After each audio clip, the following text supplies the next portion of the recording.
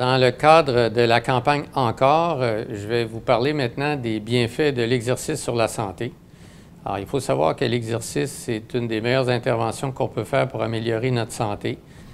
Tout le monde le sait, ça augmente la capacité aérobique, ça diminue la tension artérielle, ça permet un meilleur contrôle de la glycémie, le sucre dans le sang, ça permet de prévenir le diabète de type 2, ça diminue les risques d'ostéoporose et ça prévient le déclin cognitif, c'est-à-dire que ça retarde l'apparition des démences et ça peut même les prévenir.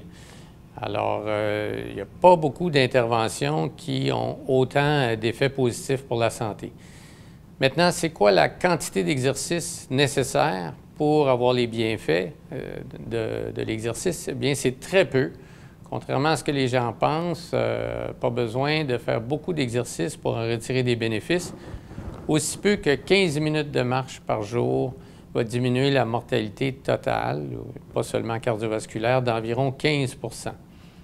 Si vous en faites plus, vous avez plus de bienfaits et on atteint un plateau après l'équivalent de 90 minutes de marche par jour, c'est-à-dire 1h30, ce qui est beaucoup.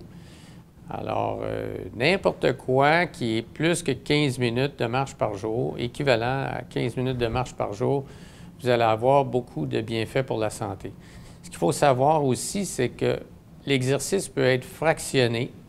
Contrairement à ce qu'on pensait avant, l'exercice n'a pas besoin d'être continu. Donc, votre 15 minutes de marche peut être subdivisé en 3, par exemple, 3 fois 5 minutes, et vous allez avoir les bénéfices. Si vous voulez faire de la course, donc de l'exercice plus intense, on n'a pas besoin d'autant de durée. Plus l'exercice est intense, moins on a besoin que la session d'exercice soit longue. Alors, par exemple, 1 heure de marche, c'est équivalent à 20 minutes de course. Finalement, ce qui est important de savoir, c'est qu'il y a une relativement nouvelle modalité d'exercice qu'on appelle l'exercice par intervalle, qui a été popularisé par les athlètes olympiques il y a plusieurs décennies, mais qui est maintenant utilisé dans la communauté médicale. Alors, le principe, c'est de faire des périodes très, très intenses, très courtes, espacées par des périodes de repos. Alors, l'exemple classique, c'est que vous êtes sur un ergocycle, une bicyclette stationnaire, vous faites 30 secondes au maximum de votre capacité, 30 secondes, vous arrêtez de pédaler et vous répétez ça pendant 10-15 minutes. C'est très efficace. On a démontré dans une étude ici que 16 minutes d'exercice par intervalle sont plus efficaces que 30 minutes d'exercice continu.